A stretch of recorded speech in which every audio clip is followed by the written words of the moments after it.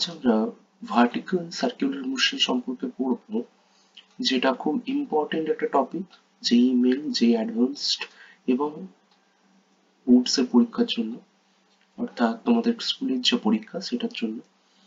তো দেখো, vertical circular মোশনের যে মূল টপিক সেটা অ্যাকচুয়ালি কি ডিফাইন করে। ধরো একটা অবজেক্ট, সে অবজেক্টটা ভার্টিক্যালি কোনোভাবে সার্কুলার মোশন করছে, সাপোজ এরকম ভাবে। তো সেক্ষেত্রে এর মোশনটাকে আমরা কিভাবে জাজ করতে পারবো সেটা হচ্ছে আমাদের স্টাডির বিষয়। ওকে, তো দেখো, এই যে মোশনটা, এটা ধরে নাও একটা সার্কুলার পাথ, এবং এই সার্কুলার পাথের মধ্যে একটা ছোট্ট অবজেক্ট আছে। সেই অবজেক্টটা ওই সার্কেল বরাবর মুভ করতে পারছে। ওকে, তো আমাদের স্টাডির বিষয় হচ্ছে যে এর এই বটম পয়েন্টে ভেলোসিটি কত হলে ওই অবজেক্টটা পুরো সার্কেলটা কমপ্লিট করতে পারবে। ওকে, এই ভেলোসিটির যে কন্ডিশন গুলো সেগুলো আমরা স্টাডি করব। ওকে, তাহলে দেখো, সার্কেলটা রেডিয়াস সাপোজ আমরা ধরে নিচ্ছি আর।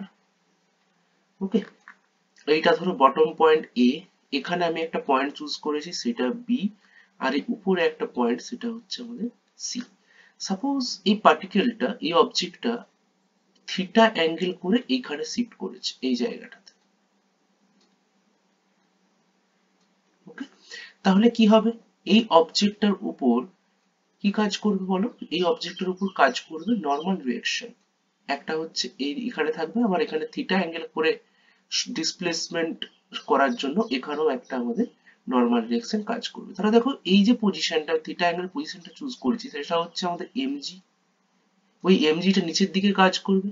এবার এই এমজি দুটো কম্পোনেন্ট থাকবে, এই অ্যাঙ্গেলটা হচ্ছে সাপোজ থিটা, তাহলে আমাদের এই দিকে থাকবে এমজি কস থিটা, আর একটা থাকবে সেটা হচ্ছে এইদিকে আমাদের এমজি সাইন থিটা।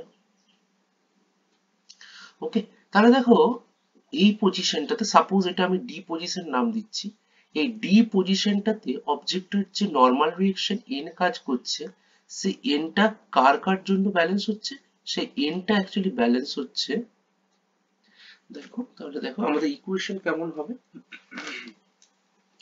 আমাদের n ইকুয়ালস টু তখন হয়ে যাবে যে mg cos theta, mg cos theta plus হয়ে যাবে আমাদের m v square by r। Okay, তাহলে দেখো, এই যে a পজিশন, এইখানে ভেলোসিটি u এবং d পজিশনে ভেলোসিটি যদি v থাকে, তাহলে আমরা এই ইকুয়েশনটা এরকম ভাবে লিখতে পারবো ইজিলি। ওকে, তাহলে এনটা এক্ষেত্রে কি, এনটা এক্ষেত্রে হয়ে যাচ্ছে আমাদের নর্মাল রিঅ্যাকশন। এমজি কস থিটাটা হচ্ছে ওয়েটের একটা কম্পোনেন্ট, আর এমভি স্কয়ার বাই আরটা কি এক্ষেত্রে, এমভি স্কয়ার বাই আরটা হচ্ছে আমরা সেন্ট্রিফিউগাল ফোর্স ধরেছি, MV square by R.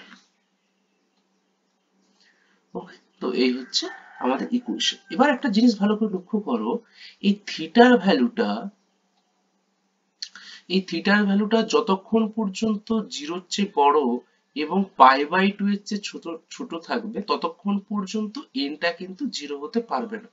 Normal reaction সেক্ষেত্রে কখনোই জিরো হবে না যতক্ষণ না থিটাটা এই পাই বাই টু কে ক্রস করছে।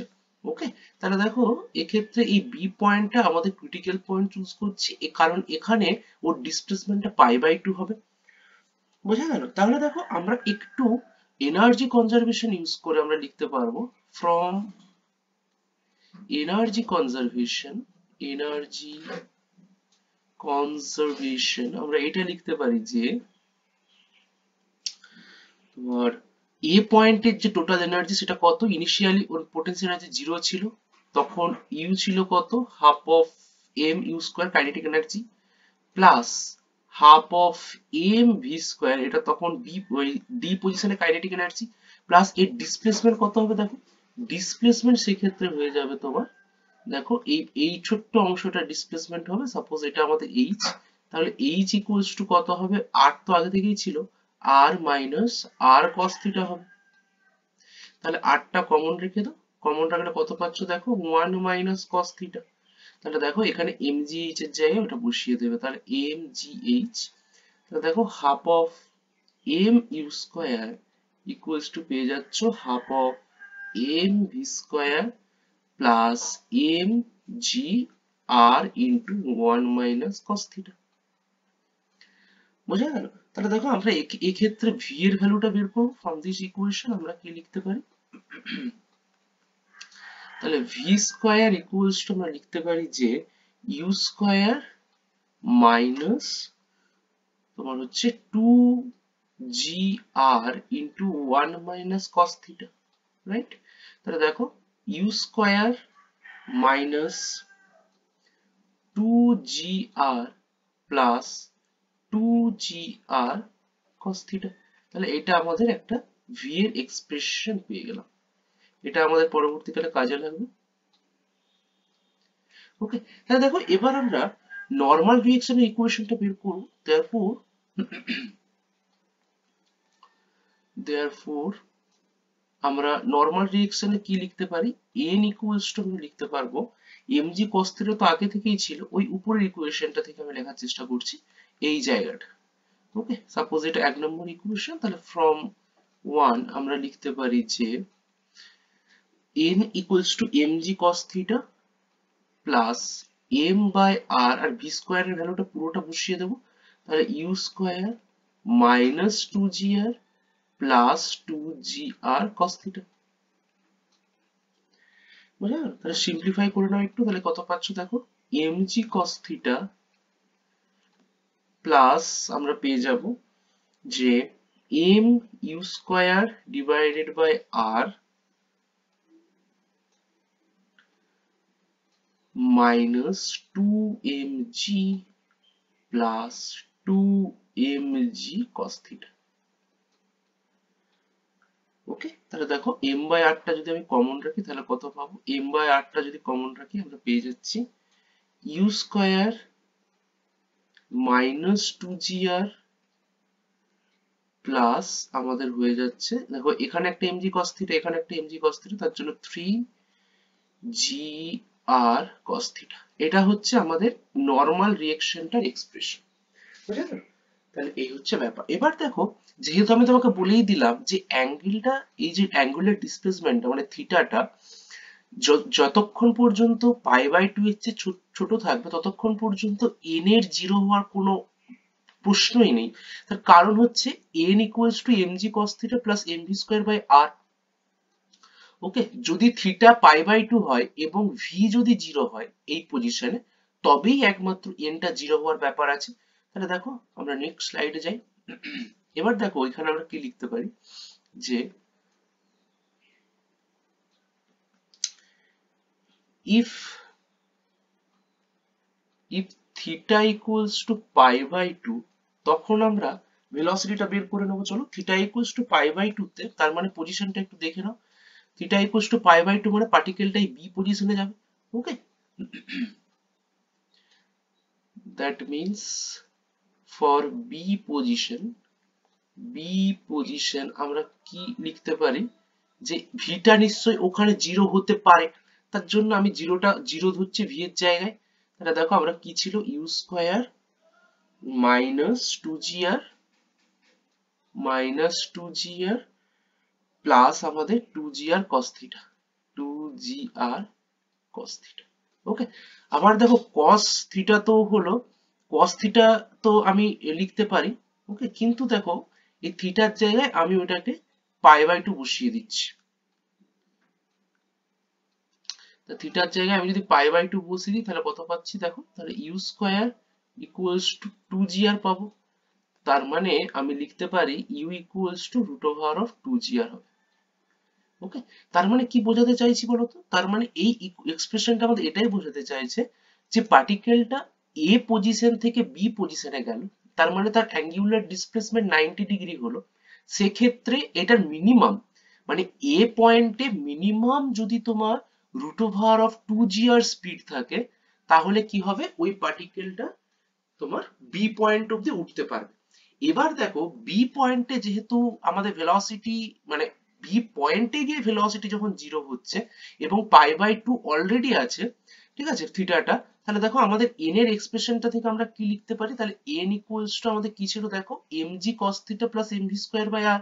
তাহলে v তো 0, আবার থিটার জায়গায় পাই বাই 2 বসালে এটাও 0। তার মানে কি বলতো, at b পয়েন্ট আমরা এটা লিখতে পারি at পয়েন্ট b, তাহলে আমাদের n ইকুয়ালস টু কত হবে, n ইকুয়ালস টু আমাদের হয়ে যাবে 0। তাহলে নর্মাল রিঅ্যাকশনটা কিন্তু b পয়েন্টে 0। কিন্তু একটা সমস্যা, দেখো আমরা প্রত্যেকেই জানি যে নর্মাল রিঅ্যাকশন যদি 0 হয়ে যায় এই ক্ষেত্রে, তাহলে কি হবে, ওই অবজেক্টটা এই সারফেসটা থেকে কন্ট্যাক্টলেস হয়ে যাবে, কারণ কন্ট্যাক্টটা ছাড়তে হবে, তার নর্মাল রিঅ্যাকশন 0, সেন্ট্রিপিটাল ফোর্স তো সাপ্লাই করার কেউ নেই, তাহলে চলবে কি করে পার্টিকেলটা। কিন্তু এক্ষেত্রে কন্ট্যাক্টটা ছাড়বে না, তার কারণটা হচ্ছে তার ভেলোসিটিও এক্ষেত্রে 0। ঠিক আছে, তার জন্য পার্টিকেলটা ওখানে গিয়ে আটকে যাচ্ছে এবং এগেইন নিচের দিকে আবার নামতে থাকবে, অর্থাৎ ও বি পয়েন্ট থেকে আবার পুনরায় এ পয়েন্টের দিকে আসবে। বুঝতে পেরেছো, আবার এই পাশে নেগেটিভ দিকে সাপোজ আমরা একটা পয়েন্ট চুজ করছি, সাপোজ ই পয়েন্ট অব্দি উঠবে অপোজিট দিকে। ঠিক আছে, এইভাবে অসিলেট করতে থাকবে, বুঝা গেল, অসিলেশনটা কন্টিনিউ হতে থাকবে। এবার দেখো ইউ ইকুয়ালস টু √2g। এবার ধরো এরকম যদি হতো, তাহলে আমি এটাকে বলতে পারি যে যদি ধরো বি পয়েন্টে কোনো ভেলোসিটি থাকতো, সার্টেন ভেলোসিটি, তাহলে পার্টিকেলটা কিন্তু ও সার্কুলার ট্র্যাকটা ছেড়ে দিত, ও আর মানে সার্কেলটা কমপ্লিটই করতো না, অসিলেশন করা তো দূরের কথা, সার্কেলটা কমপ্লিটই করতো না। তার জন্য আমি এই ভি ইকুয়ালস টু √2gr টাকে, মানে ইউ ইকুয়ালস টু √2gr টাকে এটার একটা নাম দিতে পারি, সেটা হচ্ছে এটাকে বলতে পারি threshold for oscillation versus living the circle. ঠিক আছে, ওই ভেলোসিটিটাকে আমরা একটা থ্রেশহোল্ডের সঙ্গে ইমাজিন করে নিতে পারি, oscillation versus living the circle. ঠিক আছে, লিভিং দ্য সার্কেল। যদি সাপোজ ধরো ওই কোনোভাবে ভেলোসিটির ওই পয়েন্টে 0 যদি না হতো, তাহলে কি হতো, ওই পার্টিকেলটা কিন্তু তোমার সার্কেলটা ছেড়ে দিত। ঠিক আছে, এইটা একটু খেয়াল রাখবে জাস্ট। ওকে,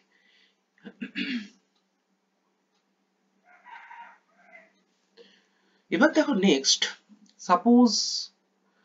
পয়েন্ট আমাদের, সেটা হচ্ছে সাপোজ এরকম যদি হতো, ইউটা যদি লেস দেন √2gr হতো, তাহলে কি হতো। ওকে, তাহলে কি হতো, the box don't the box will not reach b. Okay, the box will not reach b। তাহলে বি পয়েন্টে বক্সটা পৌঁছতোই না। ঠিক আছে, কেন পৌঁছতো না, তার কারণ হচ্ছে কোথাও না কোথাও তার ভেলোসিটিটা আগেই 0 হয়ে যেত। কারণ একটা অবজেক্টকে যদি আমি √2gr ভেলোসিটি নিয়ে থ্রো করলে বটম পয়েন্ট থেকে, সে যদি π/2 ডিসপ্লেসমেন্টে গিয়ে থেমে যায়, তাহলে তাকে যদি √2gr ভেলোসিটির চেয়ে কম ভেলোসিটি নিয়ে ছুড়ি, তাহলে নিশ্চয়ই বি পয়েন্টে মানে π/2 ডিসপ্লেসমেন্ট হওয়ার আগেই থেমে যাবে পার্টিকেলটা। ওকে, তাহলে দেখো আমরা ওই ইকুয়েশনটাতে বসাই, আমাদের ইকুয়েশন কি ছিল দেখো, v square equals to u square, তোমার হচ্ছে minus of 2gr plus of 2gr cos theta. এবার দেখো √2gr এর চেয়ে কম ভেলোসিটি, এটা যা খুশি হতে পারে, যেটা প্রত্যেকেই √2 এর চেয়ে কম, gr √2gr এর চেয়ে কম, এনি টাইপ অফ ভেলোসিটি তুমি এক্ষেত্রে কনসিডার করতে পারো। এবার এই ভেলোসিটিটা কত হবে সেটা আমি একটা সাপোজ চুজ করে নিচ্ছি কোনো একটা, এবং সেটা ধরে নাও আমি ধরছি ইউটা যদি ধরো √gr হতো, যদি তখন কি হতো, তাহলে ভেলোসিটি আমাদের 0 হয়ে যেত কোনো একটা পজিশনে, তাহলে gr যেমন আছে থাকতো, minus of 2gr plus of 2gr cos theta. Okay, তাহলে দেখো এক্ষেত্রে আমি যদি cos থিটার ভ্যালু বের করি, তাহলে কত পাচ্ছ দেখো, cos থিটা ইকুয়ালস টু তোমরা পেয়ে যাচ্ছ 1/2, তার মানে থিটা ইকুয়ালস টু পেয়ে যাচ্ছ π/3, দ্যাট মিন্স 60 ডিগ্রি। ওকে, তাহলে দেখো আগের ছবিটাতে চলে আসো, এই ছবিটাতে ফলো রাখো, তাহলে অবজেক্টটা কি হবে, যদি √2gr ভেলোসিটি নিয়ে এই পয়েন্ট থেকে প্রজেক্ট করো, তাহলে অবজেক্টটা কি হবে, এই অ্যাঙ্গেলটা π/3 তে গিয়ে থেমে যাবে। ঠিক আছে, দিয়ে আবার নিচের দিকে আসবে, দিয়ে অসিলেট করতে থাকবে। বুঝা গেল, অসিলেশন করার কারণ কি, তার কারণ ওর mg sin থিটা যে কম্পোনেন্টটা, সেটা কি করছে, তাকে রিস্টোরিং ফোর্স সাপ্লাই করছে। ওকে, তার জন্য ও অসিলেট করতে থাকবে। ভেলোসিটি 0 হলো, তার একটা নিচের দিকে কম্পোনেন্ট থেকে যাচ্ছে, সেটা হচ্ছে এমজি সাইন থিটা কম্পোনেন্ট, যেটা ওকে কিন্তু অসিলেট করার জন্য চেষ্টা করছে। ট্যানজেনশিয়াল অ্যাক্সিলারেশনটা তখন আর জিরো হচ্ছে না, তার জন্য অসিলেট করছে। এবার দেখো আমরা একটা কনসেপ্ট ইউজ করব। আমরা এবার জানতে চাইবো যে অবজেক্টটা যদি সি পয়েন্টে যেতে চায়, ধরো এই পয়েন্টটাতে যেতে ওকে মিনিমাম কত ভেলোসিটি নিয়ে থ্রো করতে হবে। ওকে, এবার দেখো একটা জিনিস, সি পয়েন্টে যেতে গেলে সেক্ষেত্রে থিটাটা কত হচ্ছে, পাই, দ্যাট মিনস 180 ডিগ্রি। বুঝতে পেরেছো? আমার টার্গেট হচ্ছে অলওয়েজ একটা মিনিমাম ভেলোসিটি বের করব এট দ্য পয়েন্ট এ। ঠিক আছে, তার জন্য কি করব, দেখো 180 ডিগ্রি যেহেতু হয়ে গেছে অ্যাঙ্গেলটা, তাহলে আমরা এই 1 নম্বর ইকুয়েশন থেকে, ভালো করে লক্ষ্য করো, এই 1 নম্বর ইকুয়েশনটা থেকে আমরা বলতে পারি যে এক্ষেত্রে কিন্তু এনটা জিরো হতেই পারে। যদি ভি জিরো নাও হয়, এন কিন্তু জিরো হতে পারে, কারণ cos 180 ডিগ্রির ভ্যালু কত হয়, -1। কি বলছি বুঝতে পারছো? তাহলে আমার টার্গেট হচ্ছে একটা মিনিমাম ভেলোসিটি বের করা, যেখানে তোমার যেটা অ্যাপ্লাই করলে ও সি পয়েন্টে পৌঁছে যাবে। তাহলে দেখো সি পয়েন্টে পৌঁছানোর এক্ষেত্রে মিনিমাম ভেলোসিটির যে কন্ডিশন, সেটাতে কি করব, এন এর যে ইকুয়েশনটা আছে সেখানে আমরা জিরো বসাবো এন এর জায়গায়, আর থিটার জায়গায় বসাবো পাই। এবার প্রশ্ন হতে পারে যে স্যার আমি কেন এনটাকেই জিরো করব? তার কারণ আমাদের টার্গেট হচ্ছে এই সি পয়েন্টে পৌঁছানো, এবং সি পয়েন্টে পৌঁছালে পাই বাই তোমার থিটার ভ্যালুটা যেহেতু পাই হয়ে গেছে, তাহলে এন কিন্তু জিরো হতেই পারে ভি জিরো না হলেও। তার জন্য আমরা এই কন্ডিশনটা চুজ করেছি। ওকে, ভি যদি জিরো হয়ে যায়, এবার এন যদিও জিরো হয়ে যায়, তাহলে সার্কেলটা কমপ্লিট করার কোনো প্রশ্নই নেই। ঠিক আছে, ও কি করবে, নিচের দিকে পড়ে যাবে, ভিও জিরো এনও জিরো, তাহলে ওয়েট ওয়াইজ নিচে পড়বে। ঠিক আছে, তাহলে আমরা ওই একটাই ক্রিটিক্যাল কন্ডিশন চুজ করব যেখানে theta not equals to zero but N equals to zero হবে। তাহলে দেখো এন এর যে ইকুয়েশনটা ছিল আমাদের, সেই জায়গাতে তুলে নিয়ে আসো ইকুয়েশনটা। তাহলে এন ইকুয়ালস টু কি ছিল আমাদের, লিখে নাও, এন ইকুয়ালস টু পেয়ে যাবে m by r into u square minus 2gr plus 3gr cos theta. Okay, তাহলে এন এর জায়গায় জিরো বসাও, আর থিটার জায়গায় বসাও পাই বাই পাই, পাই শুধু পাই, মাইনাস 2gr, তারপর তুমি পেয়ে যাচ্ছ মাইনাস 3gr। তাহলে দেখো এখানে পেয়ে যাচ্ছ এম আর আর তো জিরো হতে পারে না, তাহলে ইউ স্কোয়ার ইকুয়ালস টু তোমরা 5gr পেয়ে যাচ্ছ, তাহলে ইউ ইকুয়ালস টু পেয়ে যাচ্ছ রুট ওভার অফ 5gr। ওকে, যেহেতু এক্ষেত্রে নর্মাল ডিরেকশনের স্টোরি আছে, তাই আমাদেরকে এইভাবেই ক্যালকুলেশনটা করতে হবে। ওকে, নর্মালটা কিন্তু এক্ষেত্রে জিরো হতে পারে। ঠিক আছে, এবং জিরো হলে কি হবে, ক্রিটিক্যাল একটা কন্ডিশন পাচ্ছ, যে মিনিমাম ভেলোসিটি নিয়ে তুমি এ থেকে প্রজেক্ট করছো, সেই এ পয়েন্ট থেকে প্রজেক্ট করলে তুমি কি করবে, সি পয়েন্টে পৌঁছতে পারবে, সেইটা তোমার বের করার টার্গেট। তাহলে ইউ ইকুয়ালস টু কত হলো, রুট ওভার অফ 5gr। এবার দেখো u equals to root over of 5gr তো হলো, তাহলে ভি ইকুয়ালস টু সেক্ষেত্রে কত হবে, তাহলে দেখো আমরা ভি এর ইকুয়েশনে চলে যাই। তাহলে ভি স্কয়ার ইকুয়ালস টু কত ছিল, লিখে নাও, ভি স্কয়ার ইকুয়ালস টু ছিল u square minus 2gr plus 2gr cos theta. বুঝছো? তাহলে cos থিটার জায়গায় তুমি বসিয়ে দাও, কত বসাবে বলো তো, বা থিটার জায়গায় পাই বসিয়ে দাও। তাহলে v square equals to u value তো পেয়ে গেছো, রুট ওভার 5gr, তার হোল স্কয়ার করে দিলাম, মাইনাস 2gr মাইনাস 2gr, তাহলে ভি ইকুয়ালস টু কত পাচ্ছ দেখো, রুট ওভার অফ gr। তাহলে সি পয়েন্টে অবজেক্টটা পৌঁছেছে ঠিকই, সেই পয়েন্টে তার টেনশন, সরি, তার নর্মাল রিঅ্যাকশনটা জিরো এই পয়েন্টে, কিন্তু তার একটা ইনিশিয়াল ভেলোসিটি আছে, সেটা কত দিয়েছে, রুট ওভার অফ gr। ঠিক আছে, তাহলে অবজেক্টটা কি হবে, এই সার্কেলটা কমপ্লিট করবে, যেহেতু ভেলোসিটি আছে n জিরো। তাহলে এখন প্রশ্ন হচ্ছে স্যার, সার্কেল যেহেতু কমপ্লিট হবে, তাহলে সেন্ট্রিপিটাল ফোর্সটা কি সাপ্লাই করবে, সেন্ট্রিপিটাল ফোর্স এক্ষেত্রে mg টাই সাপ্লাই করবে, n না থাকলেও তার যে ওয়েট, সেটা সেন্ট্রিপিটাল ফোর্সকে সাপ্লাই করবে, এবং দেন সার্কেলটাও কমপ্লিট করতে পারবে। তাহলে দেখো আমার যে কন্ডিশন, এটা হচ্ছে ইউটা কত হলো, রুট ওভার অফ 5gr। তার মানে এটা হচ্ছে সার্কেলটাকে কমপ্লিট করার একটা কন্ডিশন। তাহলে সার্কেলটাকে কমপ্লিট করতে গেলে মিনিমাম তোমাকে root over of 5gr velocity নিয়ে থ্রো করতে হবে, তবেই সার্কেলটা কমপ্লিট হবে। এবার নেক্সট কন্ডিশন দেখো, আমাদের নেক্সট কন্ডিশন কত হলো, সাপোজ আমাদের ইনিশিয়াল মানে এ পয়েন্টের ভেলোসিটিটা রুট ওভার অফ 5gr এর চেয়ে বেশি। ঠিক আছে, রুট ওভার অফ 5gr এর চেয়ে যদি বেশি হয় তাহলে তো এক কথায় বলা যেতেই পারে যে ভেলোসিটিটা অলওয়েজ তোমার বেশি 5gr এর চেয়ে, এবং দেন তোমার সার্কেলটা কমপ্লিট হচ্ছেই। ইভেন এনটা নাও জিরো হতে পারে অ্যাট দ্য ক্রিটিক্যাল পয়েন্ট। ওকে, অর্থাৎ সি পয়েন্টে গিয়ে এনটা যে জিরো হবে তার গ্যারান্টি কিন্তু এক্ষেত্রে আর দেওয়া যাচ্ছে না, কিন্তু জিরো না হয়ে সার্কেলটা কমপ্লিট করবে, তাহলে তার প্রশ্নই নেই সার্কেলটা লিভ করার বা অন্য কিছু করার। ওকে, তাহলে এটা আমাদের একটা ভালো কন্ডিশন। এবার নেক্সট ধরো যদি এরকম হতো ইউ এর ইউ যে মানে বটম পয়েন্টের যে ভেলোসিটিটা সেইটা তোমার রুট ওভার অফ 5gr এর চেয়ে ছোট কিন্তু রুট ওভার অফ 2gr এর চেয়ে বড়, এরকম যদি একটা হতো, তাহলে দেখো আমরা দেখে নিয়েছি যে বটম পয়েন্টে যদি রুট ওভার অফ 2gr এর ভেলোসিটি থাকে বা তার চেয়ে বেশি থাকে তাহলে কি হবে, ওই অবজেক্টটা বি পয়েন্টটা পেরিয়ে চলে যাবে। ওকে, আর রুট ওভার অফ 5gr এর সমান বা 5gr এর বেশি থাকলে সি পয়েন্টটা পেরিয়ে চলে যাবে। কিন্তু আমার এখন কন্ডিশন হচ্ছে রুট ওভার অফ 5gr এর চেয়ে ছোট কিন্তু রুট ওভার অফ 2gr এর চেয়ে বেশি।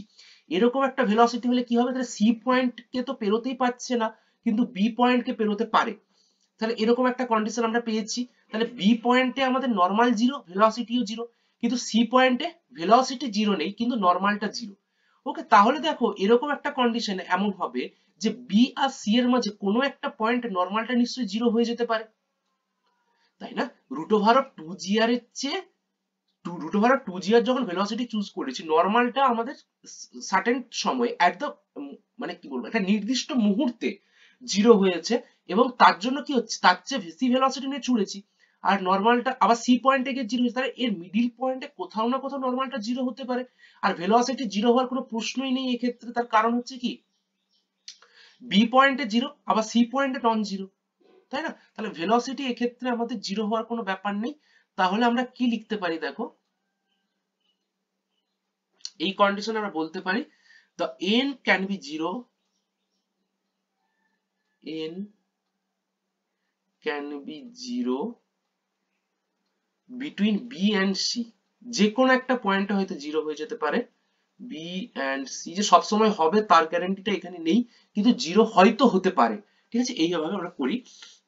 তাহলে দেখো ওই পয়েন্টে কিন্তু v টা নট ইকুয়ালস টু আমাদের জিরো থাকবে, এবং তাহলে এক্ষেত্রে কি হবে, তাহলে n জিরো হয়ে গেছে v নট ইকুয়ালস টু, তাহলে কি হবে পার্টিকেলটা কিন্তু সার্কেলটাকে ছেড়ে দেবে। ঠিক আছে, আর সার্কুলার মোশন করবে না, কারণ সেক্ষেত্রে আর কোনো কম্পোনেন্টই আমাদের সেন্ট্রিপিটাল ফোর্সটাকে সাপ্লাই করতে পারবে না। সাপোজ ধরো এখানে একটা পার্টিকেলটা উঠেছে, এটা আমাদের বি পয়েন্ট, তাহলে এটা সাপোজ আমাদের ফাই, তাহলে পার্টিকেলটা কি হবে প্রজেক্টাইল মোশন করবে এরকম ভাবে, এই পয়েন্ট থেকে স্টার্ট করবে আবার।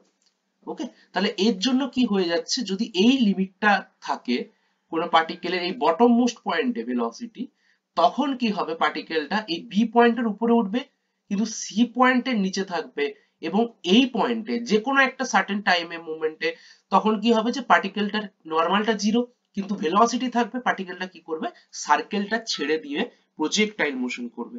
বোঝা গেল? মোশন আন্ডার গ্র্যাভিটি আর কি যাকে বলে এক কথায়।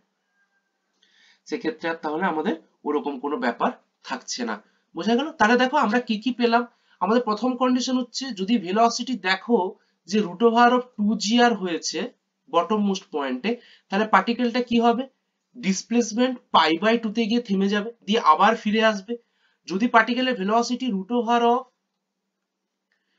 2gr এর কাছাকাছি রুট ওভার অফ gr হয় তাহলে কি হবে পার্টিকেলটা বি পয়েন্টের আগেই কোথাও থেমে যাবে এবং অসিলেট করবে। তারপরে দেখলাম velocity root over of 5gr হয় কিংবা তার বেশি হয়, পার্টিকেলটা সার্কেলটা কমপ্লিট করে নেবে। এবং যদি দেখো যে ভেলোসিটিটা রুট ওভার অফ 5gr এর চেয়ে বড় হয় তাহলে পার্টিকেলটা সার্কুলার মোশন কমপ্লিট করবে। এবং ভেলোসিটি যদি দেখো যে রুট ওভার অফ 2gr এর চেয়ে বেশি কিন্তু রুট ওভার অফ 5gr এর চেয়ে কম হয়, তাহলে পার্টিকেলের ভেলোসিটিটা নরমালটা সি পয়েন্ট এবং বি পয়েন্টের মাঝে কোথাও একটা জিরো হয়ে যাবে, কিন্তু সেই মুহূর্তে তার ভেলোসিটি থাকার জন্য পার্টিকেলটা কিন্তু সার্কেলটাকে কমপ্লিট করতে পারবে না, সে সার্কেলটাকে ছেড়ে দেবে। বোঝা গেল?